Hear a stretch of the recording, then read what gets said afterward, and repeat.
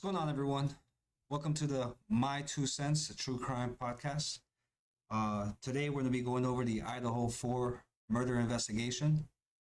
First, I want to start off with a little bit about this show. It's going to be a live stream every time. Um, I want it to be a live stream, but I'm going to treat it like an episode. So if I get any viewers in here, that'd be awesome. You can add to the fun, you can engage. If I don't have any viewers, we're going to continue with the show, and I'm going to treat it like that no matter what. Um, in the future, I want to get in some live callers. That would be cool. I'll give you guys my thoughts on whatever new information is being released, and then I would like to take some calls and see what you guys are thinking about what I think, and as well as just give a little bit about what you think. Get about 5 minutes on the clock. There will be a number when we start doing that type of stuff, so I like to get to that point with this channel. The first thing I want to do is minimize that. I want to start with looking at the latest releases from the Moscow police. So we're on the website now. I'm going to refresh this so you guys see. There's been no release today. Today is the 22nd. We're a couple days shy of Christmas. A few days shy of Christmas. And the last release or last update was on December 20th. So we don't have nothing new there. The latest news on the wire for this investigation was the white Elantra that was recovered in Oregon. But police wants to make sure, or wants the public to understand that this car was not the car we were looking for, right? So although we had some good luck with finding this vehicle that was on the side of the road and left without license plates, damaged, a homeless guy sleeping in it. Unfortunately, there was nothing to come of it with regards to this investigation. Now I know that there has been some rabbit hole dives. Are any of those true? Not sure, right? We'll never really know until more information is released. But as of right now, the police wants everyone to understand that this vehicle is not the one we're looking for. So,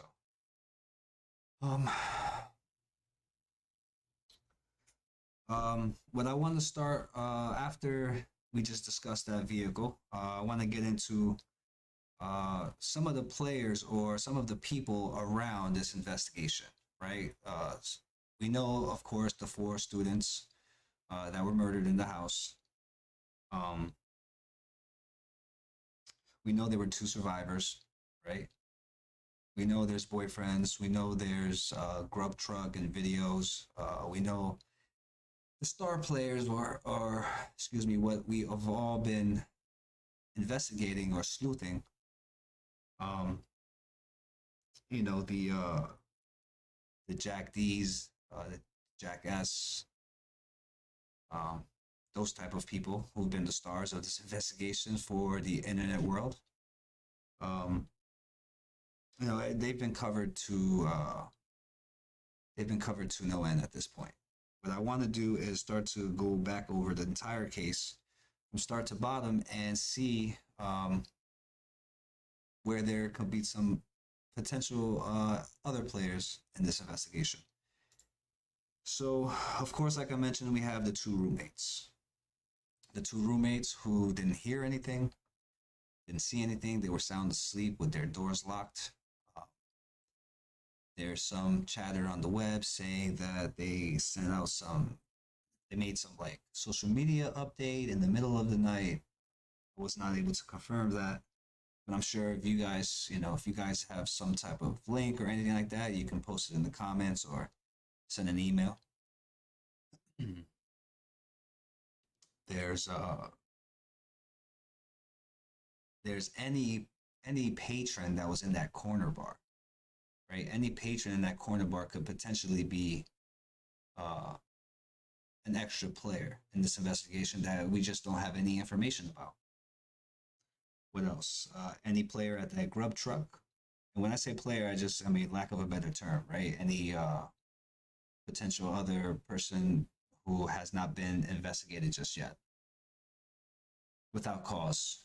We have the Masked Man, right? The Masked Man is I think the most creepiest thing, or the most creepiest other person in this investigation, right? Imagine waking up one morning and checking your door, your ring, whatever it's called, and checking the footage on that and seeing this guy 3 o'clock in the morning checking your doorknob, standing outside your door, right? Just looking into the camera. I mean, that's just that sounds like brutally creepy, right? Imagine just reviewing that footage. You'd be staying up the next night all day with something in your hands, ready to pounce on this guy. If he comes back. So the Masked Man. What else? Who else? Any potential, party goer who went to that house, who may have been invited to a party or just crashed, came along and witnessed, how close these friends were, or just how out of reach their clique was with regards to them, and maybe held a grudge, held some type of animosity, and just came one night to act revenge or act on his wishes. Hold on, Ebony is making an appearance. You got to get down for now. Who else? I mean, the obvious, right? There's still the obvious of roommates, their boyfriends.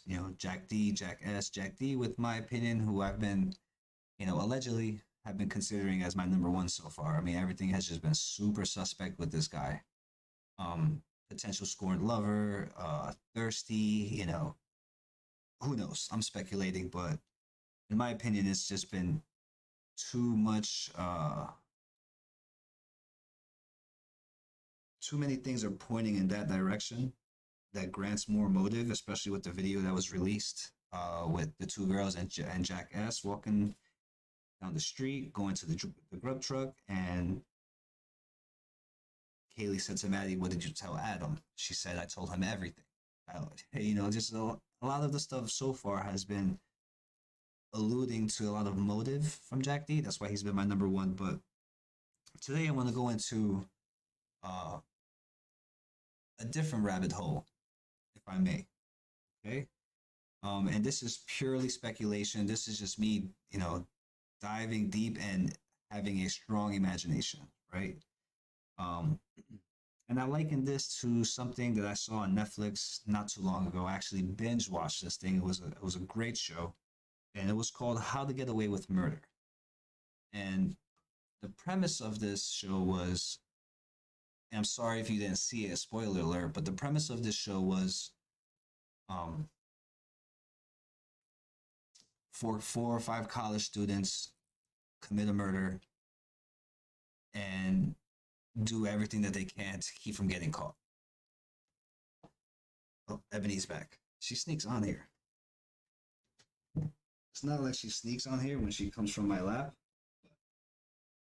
I just don't realize. Come on. Interruptions, I apologize. Um, so I mean, it's a great show. But then I started thinking about this case, right? And I started thinking about how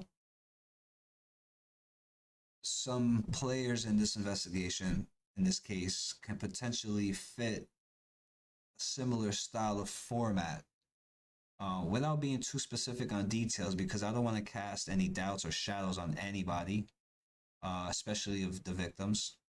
Um, but as we go through these investigations and we're just outside eyes, we're outside looking in, when we just want to, with the little information that we get, just want to speculate a little bit, and the speculation is a little bit a part of what we enjoy while we contemplate these investigations. So I want to take us back real quick. If I'm going to take, there's no update here, so I want to go back and start at the beginning of this year. Okay. This is a post off of Reddit, and there was a supposed frat party earlier this year. Now, I'm not suggesting any of this is 100% the truth or 100% gospel. No way at all. What I'm saying is this is open speculation with some real life situations that we can definitely see happening, right? Now, we all know uh, after this investigation started and everyone started to do a deep dive into this case, we found out that there was an individual who passed away earlier this year. Her name was Hannah Clear, and it is not 100% clear to me exactly what went on. No pun intended. I apologize. It's not exactly clear to me what went on with that situation, right? I think even the father came out and said that his daughter's death was an accident or something like that. But let's just start diving into the rabbit hole.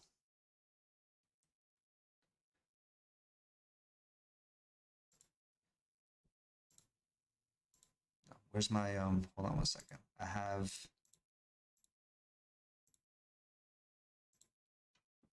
gonna find it.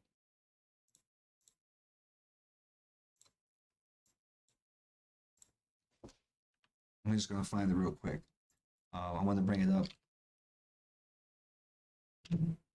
A page on the Hannah link. I mean, Hannah Clear thing I was talking about. So I found it. So this was an article. I'm not saying that this website is very reputable at all. I'm just saying this is open door speculation. But I think there were more than one outlet that released this information, of which Madison was a roommate of Hannah Clear.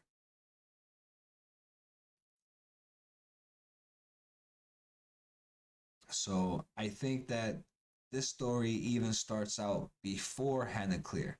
Hannah Clear passed away in February, unfortunately. But I think this story goes a little bit further back. So let's go all the way back to an individual who also passed away, who went to the University of Idaho. I think he was in the same frat as Ethan or Jack S, the one he was kicked out of, one or the other. Um, but this gentleman, this young man, Hudson Lindo, okay, uh, Hudson Lindo was found in Paradise Creek on January 5th. He was said to have accidentally drowned in this creek, but the pertinent details and information provided to the public didn't completely confirm that this was a drowning, or so I read. Um, According to this Twitter post, the frat party that Hudson Lindo was said to have been at that night is here. This is the house on 1122 King Street. And this circle here is where Hudson Lindo's body was found. So now let's open the door to speculate. No matter what this post on Reddit says, and this post says that there was a potential link between Hudson and Kaylee as they were potentially hooking up behind Jack's back. That's what it says right here. But no matter what the situation is there, I don't think it, you know, I don't think it's relevant to the story or the theory I'm about to unveil. Let's say they're all at this party, right? And this is where I kind of link to the How to Get Away with Murder show, because there they were all at a party or a bonfire, so to speak, and then they all left and used that bonfire as some sort of an alibi. Um, Hold on, I'm looking for one thing real fast. So they're looking for an alibi at that bonfire. Now, let's say with this investigation, these students are at the frat house and they're partying. It's getting late. Everyone's getting, everyone's drunk or getting drunk or whatever the case is, doing whatever recreational drugs they may, choose. But the party is winding down. People are going, right? There's only a few people that are still there. Maybe there's some people passed out in another room. Um, but the party is winding down. There's only a few people remaining. Maybe it's the victims. Like I said earlier, I'm not trying to cast any shadow or doubt on any victims. I'm just trying to tell a story, open up some speculation, some idea of what may have transpired, where some other motive may lie. But so let's say they're all at this party is winding down, and the group's there. Maybe there's maybe Jack D is there as well. Maybe there's Hudson Lindo's there as well. Party's winding down. Maybe there's a Jack S. Who, somewhere around. The party's winding down. Maybe this young man, unfortunately, Hudson Lindo, because I would imagine if there was any chance of foul play, the police investigation would have found that at the creek when they recovered his body.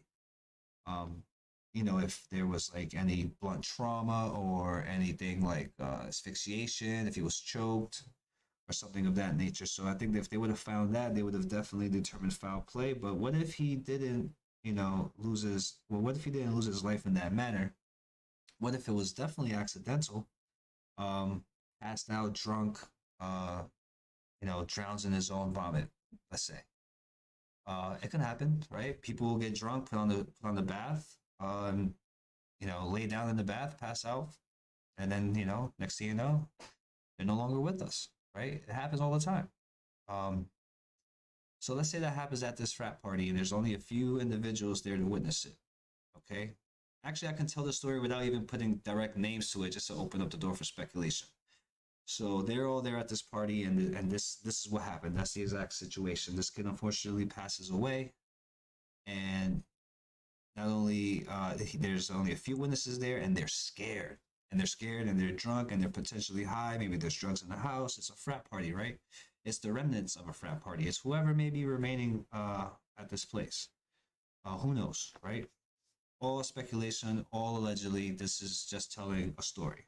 So now they're all panicked. What do we do? What do we do? Kind of similar to the comparison I'm making with the show, How to Get Away with Murder. At first, this is an accident. I don't know what to do, what to do, what to do. I'm not involved. You're involved. Well, now you're involved. As a group, they have to figure it out together. Maybe there was a group at the frat house that had to figure it out together. Maybe their idea was, hey, this is an accident. He drowned or he asphyxiated in some way. No foul play at all, but we got to get rid of this body. We can't, we have to put him somewhere where he'll be found, but not necessarily tied to any of us as murder. And there's no negative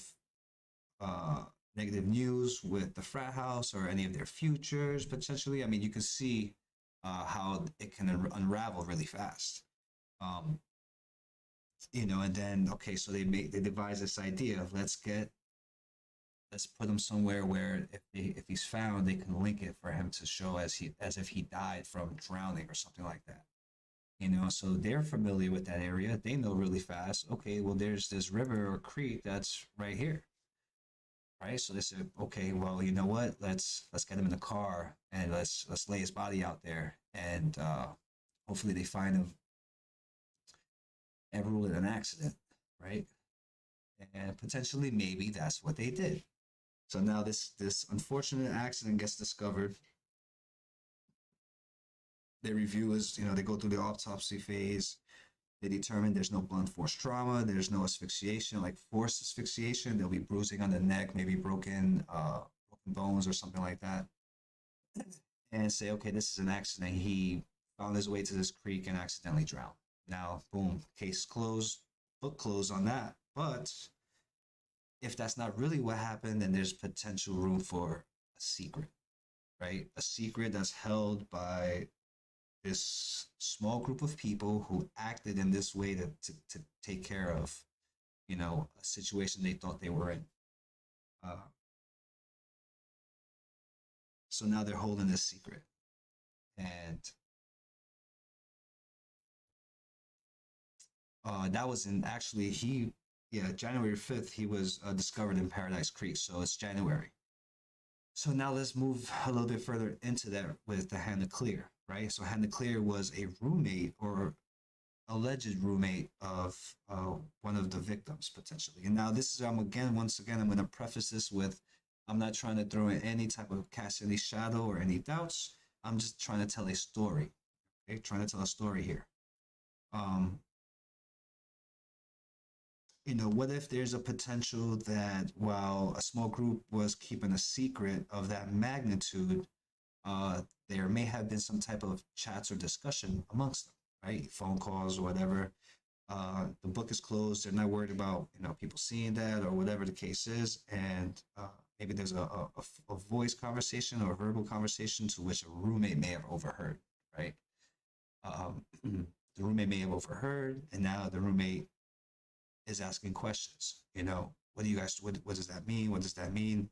Potentially, if she's from there, right? She's the roommate, may know about what happened to this young man, right? This is all wild speculation. We're just going down a rabbit hole.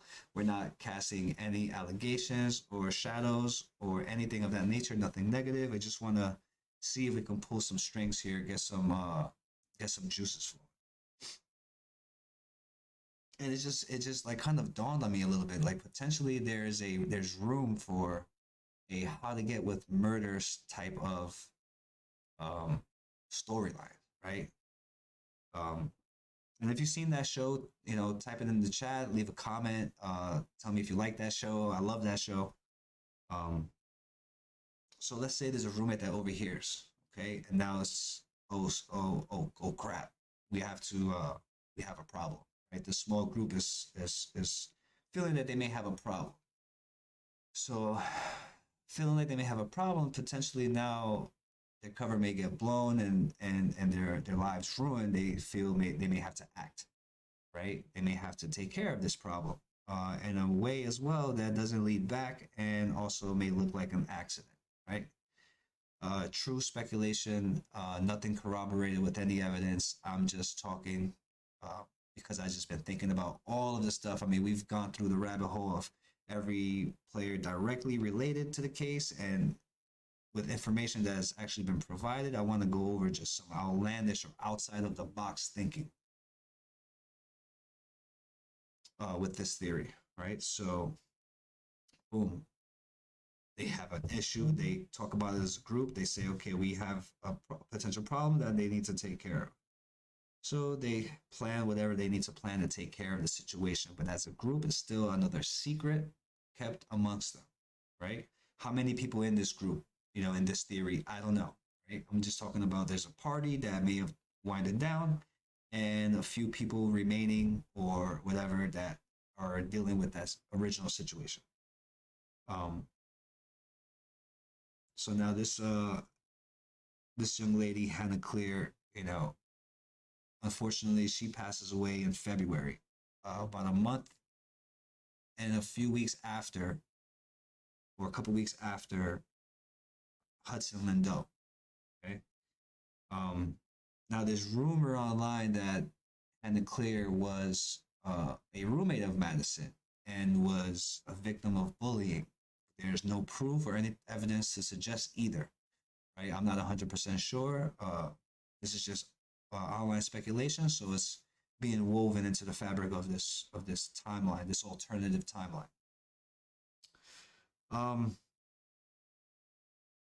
So this group that's keeping this secret takes care of a situation that they felt like they had to take care of, but once again they're left holding yet another secret. Time goes by, and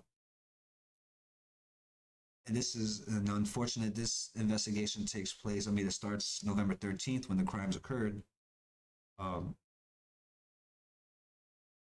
But Hannah Clear passed away in February. I think it was, if I remember correctly from what I looked online, it was ruled an accidental overdose or something of that nature. But once again, I mean, we've all seen movies. How many times did you see somebody, force pills down somebody's throat? Not saying anybody did that. I'm just saying there's room for possibility, and we see that, we see that there's room for that.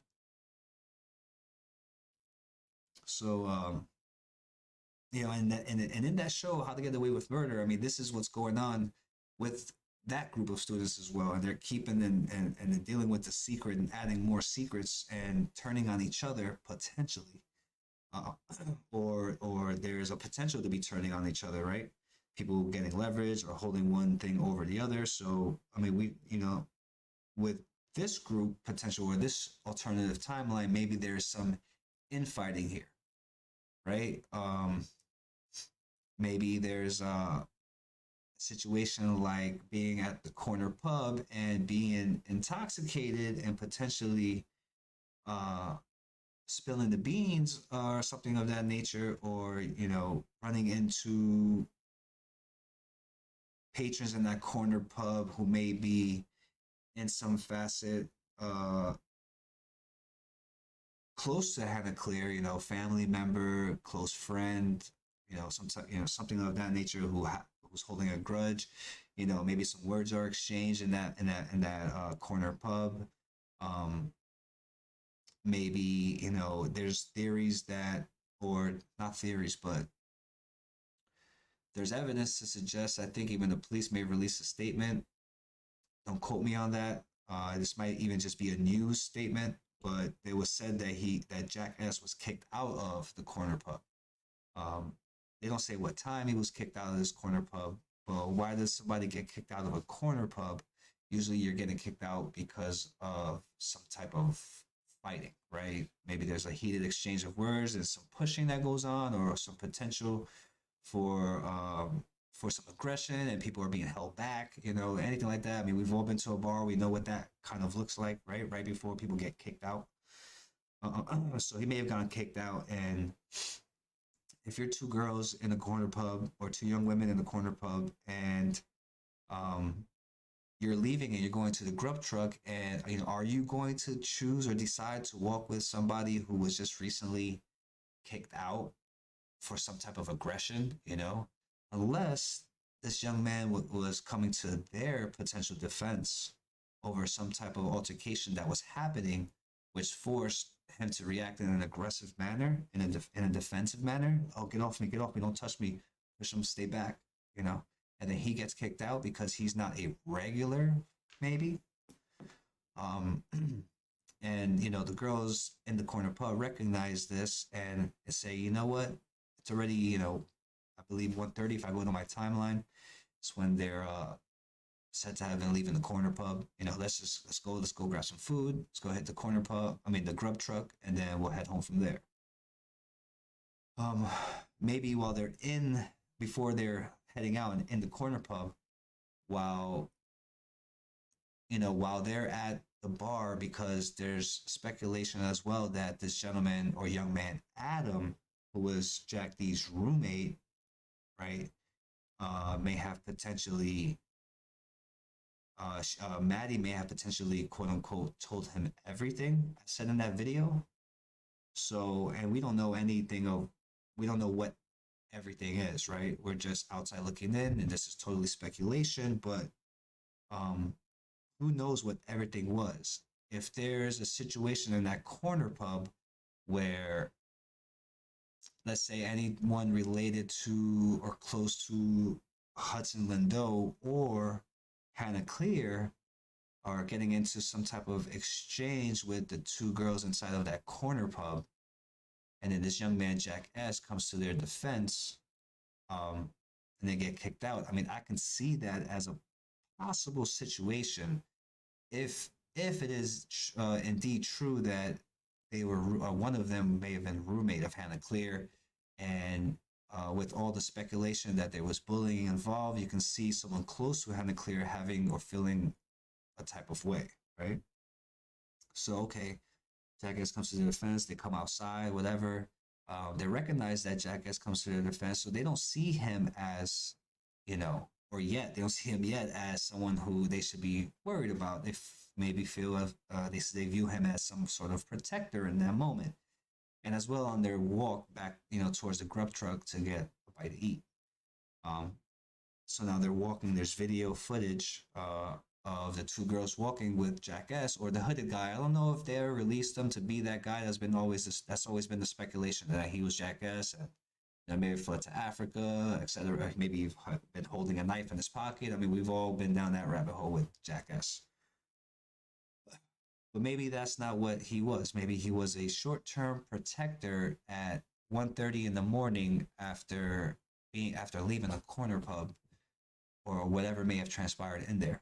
So let's get to the video, right? They get to the video and they say, okay, um,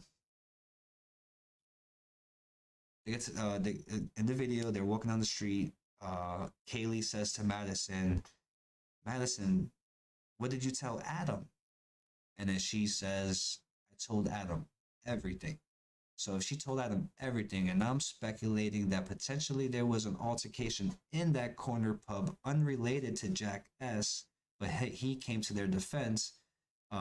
If it's related in any way to Hannah Clear or Hudson Lindo, and maybe that's the everything that she told Adam in an inebriated state. I'm not sure if I said that word right, but in an intoxicated state, not really having the filter to say, oh, I should keep this a secret, you know? And because I believe that there's a YouTuber out there that stated or shown video saying that before Kaylee asked Madison that question, that Jack S may have said something says something such as they're going to get you or something like that, alluding to more than one person and that they were going to get them, right? Something like that. If someone could post a link in the comments or in the chat, and if you have that, if you know where that footage was or readily available, I'll try to go back and look for it. But if there was a situation like that, and then Jack S, is saying, oh, they might come and get you or something of that nature, then there's a strong possibility, or I can see the possibility that in the middle of the night, getting into an altercation at the corner pub, if you're the perpetrator in this speculation, you're inebriated, right? You're drunk, whatever. Maybe there's other drugs involved. Maybe there's, some type of uppers involved that give you a little bit more confidence in that way, and a little bit more delusion, right? And then in that type of state, you say, you know what?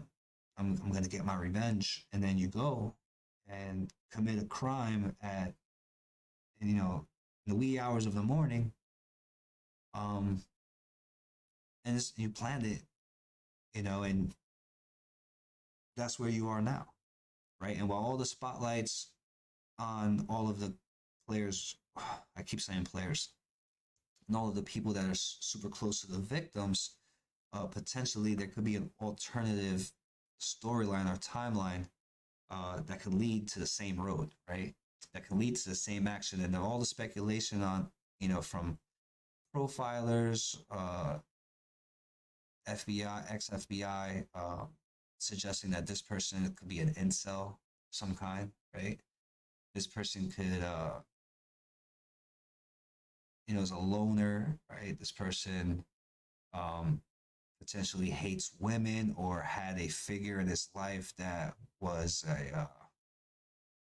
dominant to him that he can't get over. He just felt humiliated and he, in this moment, being close potentially with one of, these other people, who knows what could have happened that night, right? So yeah, that's been a theory, or just I guess a story I've been thinking about in my head when, you hear about the police saying, oh, we're looking for this white Elantra, but, they never say to whom this white Elantra belongs to, or where they got this footage to suggest there's a reason why they're looking at this white Elantra, right? Did they get this footage off of a neighbor's doorbell and they just haven't identified it and just want to talk to these people? Or is there footage to multiple pieces of video evidence to suggest that this white Elantra was at multiple places where some of these victims were, and identified that pattern? And so now they want to speak to these individuals, right? Maybe these individuals in this white Elantra are in some way, shape, or form related to someone outside of this specific timeline with these specific four victims, with some potential accident victims that may have not been accidents all along. And now this is truly speculation. Obviously, we as true crime enthusiasts, sometimes the story is sometimes thinking about the story is better than the actual truth, right? I mean, maybe the truth of this story is that it's something super close that they've already been looking at since day one, and we probably have been looking at since day one, and we just don't have the information they do. And we just are playing a waiting game, or it's something totally out of the box that none of us have thought about or connected in some type of way. And I'm thinking that this could potentially be a connection, right? A secret on top of a secret that, while keeping the secret, uh, really, while keeping that type of secret, really, it hit hard with some other individuals, right? Especially if they thought all along that there was some type of secret that was being kept. Now, everyone, you're probably thinking, oh, but if they told that to Adam, then potentially now there's no secret. And that's true. But Adam was Jack D's alleged roommate. Potentially, Adam is also these victims' friends, right? If Jack D's around when him and Kaylee are together, then he's around the friends as well. At the same time, with this type of investigation, maybe even if that's an alternative storyline, he may not want to reveal that, right? To cast any strong shadows on someone that he loves. So write in the comments, what do you think about that? Totally outlandish, out of the box, you're crazy, probably, but nonetheless, I would like to hear your theories too. In future shows, I want to have people calling in if there's people that are feeling brave and want to share their 2 cents. In the future, I want to get live callers on here. So, hey, we have a comment here. J.A. came in at 27 minutes. Ain't no bar altercation leads to that crime, nor anything else these kids were involved in, which was nothing. Probably, it's very probable that, nothing, these kids were into nothing, right? Um, and it's very probable as well that there'll be no further leads that come from this. It's very probable that this case may end up going cold. I don't think we're there yet, but I think that if there's room for vengeance, then there's room for this type of crime, right? Vengeance is taken out in all types of forms, right? Especially for someone that you love. If you feel there was any type of foul play, I mean, I can see that, right? So if there was potential foul play and there's a loved one that, wants to enact that revenge, maybe overhears in the conversation from Madison to Adam that, oh yeah, Kaylee's out of here. She's leaving to Texas. She moved out thinking, oh, tonight is the night. I don't have no other option, right? It's time to enact revenge, or there's no more revenge. Now, I'm totally 100% speculating, right? But there's been no statement from the police saying that there's no alternative persons in that corner bar that are of persons of interest. Right? The police has not named any persons of interest, so all we can do is speculate. And as we've already turned over all of the stones in front of us, right? The YouTube sleuthers have gone down a lot of rabbit holes. Body cam footage, ride along footage. Gone down the rabbit hole of the two roommates, right? Potential frat party, potential unexpected walk-ins from a couple of the victims to find a couple of frat guys doing something they didn't want the community to know. I mean, there's all sorts of speculation. So all these stones have been unturned. But as I look at a lot of these YouTubers, I don't see a lot of people mentioning uh, Anna Clear or Hudson Lindo, and maybe because both of them were ruled as, accidental drowning or accidental overdose. Um, if someone close to those two people don't feel that way, it doesn't even matter if there's any ounce of truth in what I'm saying as total speculation. But if the person's close to these two other people feel that way, then in an intoxicated state of mind and all of that potential sadness and maybe a verbal altercation in this pub where Jack S has to come to their defense in some sort of way that he gets kicked out. Proper speculation, because there has not even been any information released from the police as to why this kid Jack S was kicked out of this bar. Maybe there's reason why, right? Maybe they don't want to, lead the public or the YouTube sleuthers down a rabbit hole that's parallel to their investigation, right? Because of everything that we can do or have done or have interfered with potentially, right? Or have harassed people like this lady who owns the white Elantra. Um, but I can see that. I can see that being a situation. I mean, we know people have killed for a lot less than losing someone that you were close to, and you think foul play was involved. Right? So this is proper speculation. Obviously, everything said on this channel is allegedly, right? You see at the top of my page here, there's an info line that is saying this is nothing here is an accusation. Everything is just speculation. We want to jump down a different rabbit hole today, right? And that was my objective. I think that I completed that objective, and not only that, but also may have gave you guys a good show to watch on Netflix. If you want to check out a little bit of what I'm talking about with my theory, check out How to Get Away with Murder. The kids in that show kind of went through a similar situation as to what I theorize could be related here. Let's. JA says these are frat and sorority kids, not Mexican cartel. 100%. I mean, listen, you say that, and I laugh, but there is online speculation that potentially this frat had some relation to drugs or moving drugs, right?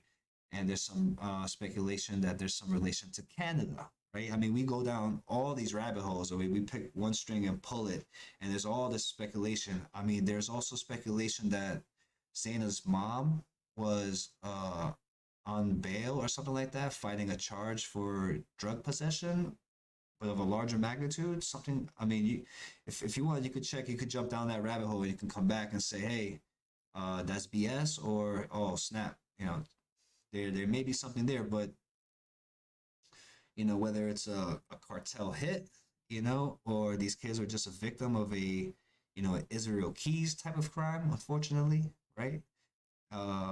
Or this was some type of vengeance hit, right? I'm gonna get them back. This is my only chance. This girl's potentially leaving. Or this could be, a neighbor. We see the footage of the masked man. I mean, let's see. I don't know if you've seen that picture, JA, but this picture right here, right? This was taken off of a Ring doorbell, right? The ones that capture videos and pictures or alerts you when someone's at your door. Imagine going back, checking the footage on that, seeing this in a timestamp, 3 a.m., jingling your doorknob right in front of this bell camera. What was his intentions in that moment? Could this be the guy that did it? Could this be the killer? And there's no quote unquote storyline here to unravel because this is just a random person who's going to different doors. I have it on my screen now. JA, it's not the best. Um, but actually Harsh Reality had it on his channel and he went over it a little bit. Let's see if I pull it up right here. I have it somewhere. Here we go. Let's check this out real quick. Saying is this is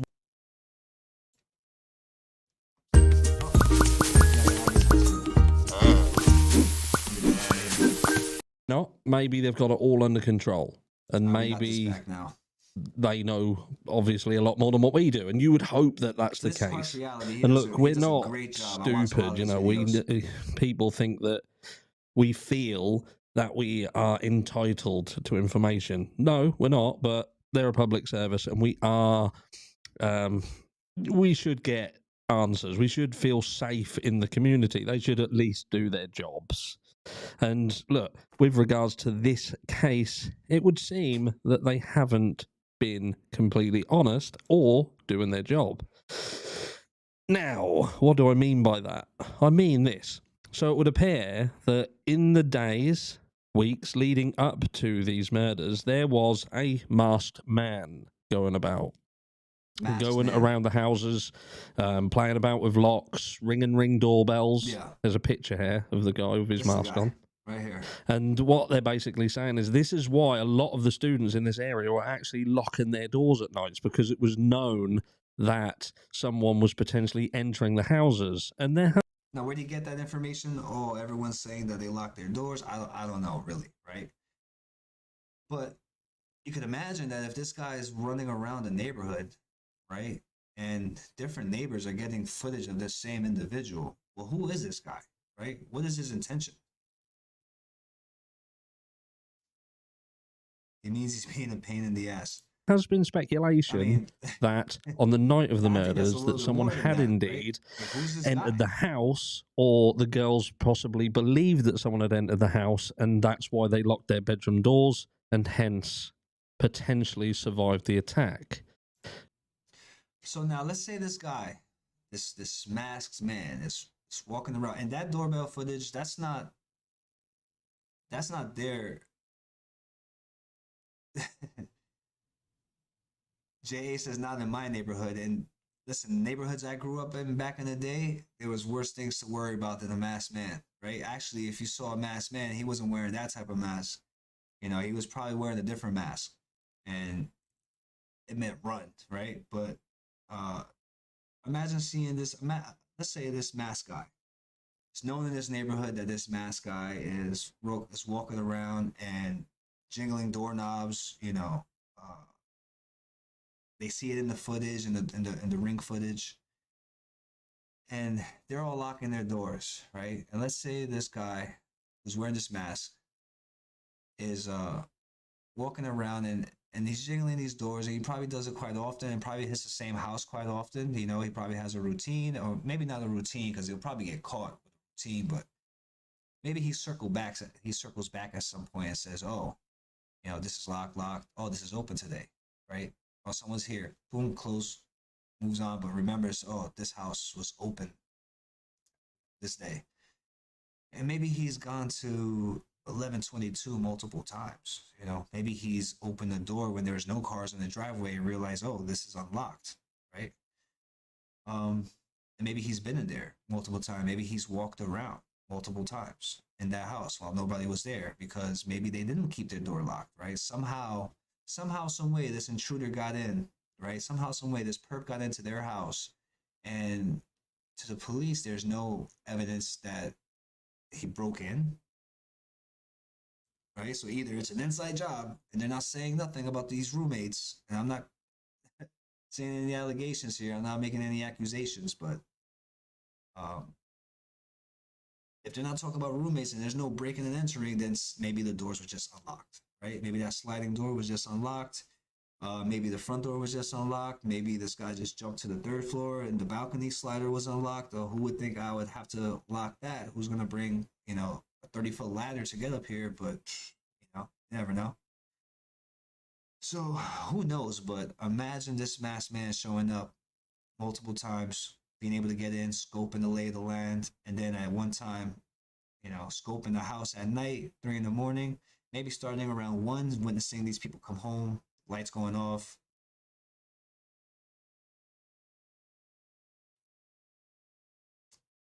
Um, one what's my timeline? 1:45 or something, like, no, 1:56 or something like that. The other two victims come home, right? Or 1:40, 1 o'clock, the two surviving people come home. And 1:45 is said that Ethan and Zayna came home, and around 1:56 or something like that. Just check my timeline. Stop being lazy.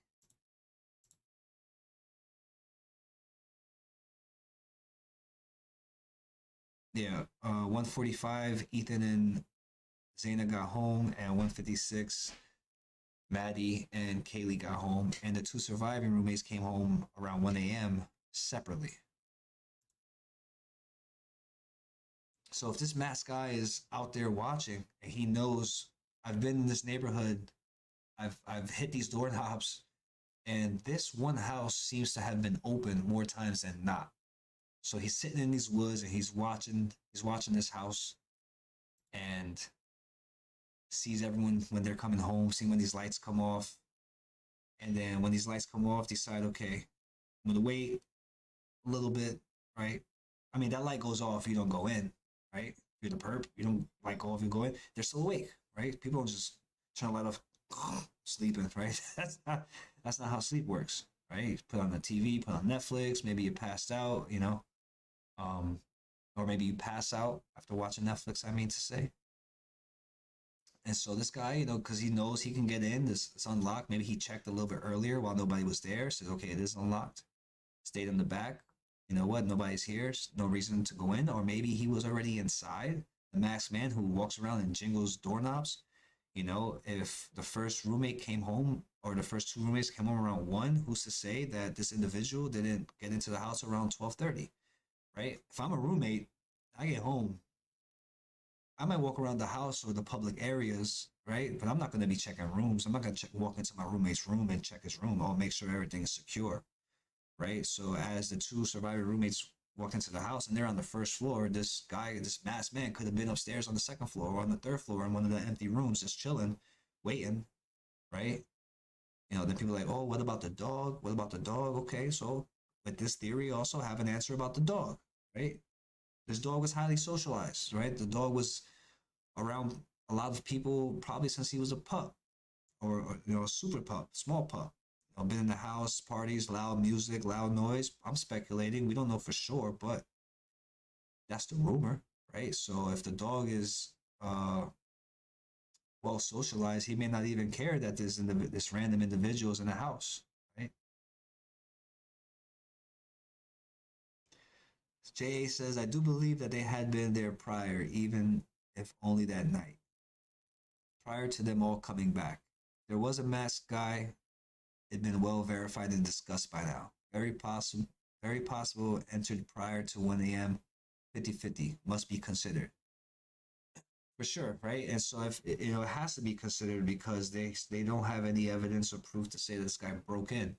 And so it's more possible that the door would get locked after you have not only one, two, the first two survivors coming home, but then, Ethan and Zayna, and then Maddie and Kaylee. You also have the probability that in an inebriated state, either one of these individuals, and maybe Kaylee and Madison mostly may have entered the house and just forgot to lock the door behind them.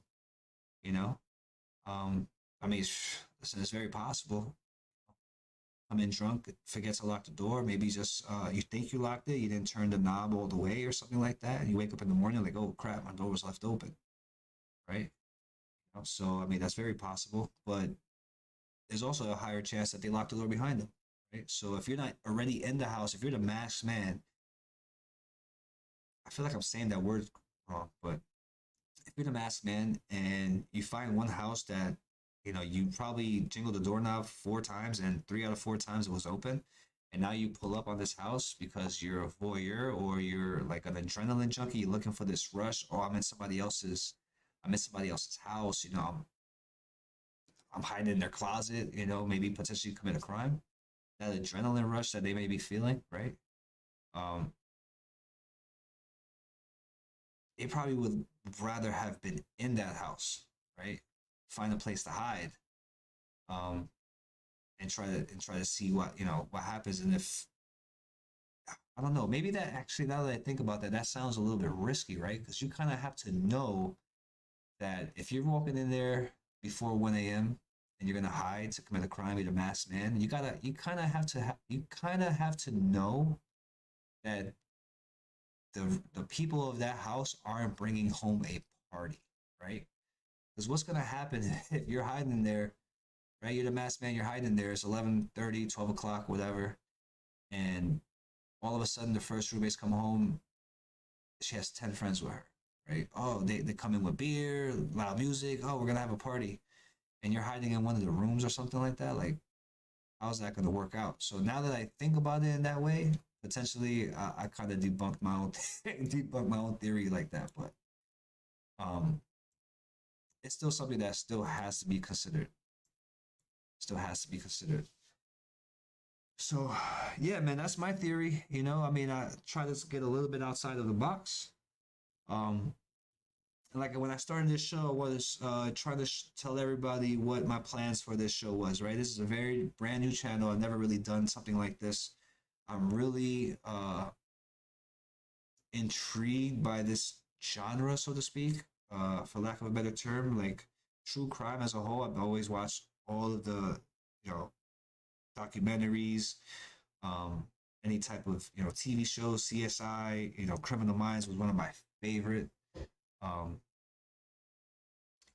forensic files and stuff, all that type of stuff. I've always loved it. I've always enjoyed it. How to Get Away with Murder, I would recommend that highly if you're a true crime enthusiast, because it was a really, really, really good show. And so for this channel, I'm not a video editor. I'm not gonna sit there and construct these prime videos that some of these YouTubers do, right? They do a really good job. They have skill sets that I don't have at the moment. But what I do want is to keep it like a live show that is just saved in the archive as an episode.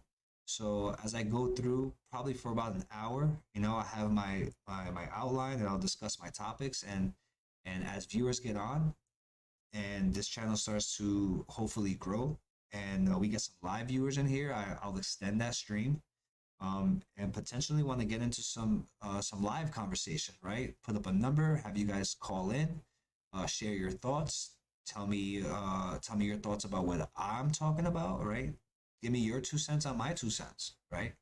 I want to have an open communication. So, that's my goal for this channel, right? If you want to get involved, don't, hit that like button, hit that subscribe, so you're notified whenever I get back on air. Probably stream a couple times a week. And as this starts to build a little bit, maybe I'll start to increase that. But until then, I'm going to continue at my own pace. And if you enjoy it, like I said, don't forget to like and subscribe. I'm going to end the stream here. Thanks for watching, JA. Thanks for coming back, man. I really appreciate you. You're engaged in the chat, and I encourage that from everybody. There's nothing you can say in the chat that's, in any way, shape, or form you should be embarrassed about, or be not embarrassed. Because I say, and I'm not speaking to you strictly, Jay. I'm talking as in general terms, right? I don't want anyone to be, oh man, the word escapes me. I don't want you to be shy about it, right? Hit the chat, make a comment, right? No comment's a bad comment unless, you're being negative to, another person in the chat. So let's stay away from that, but let's get active in this chat. Thanks for watching. I'm going to end the stream here. Take care.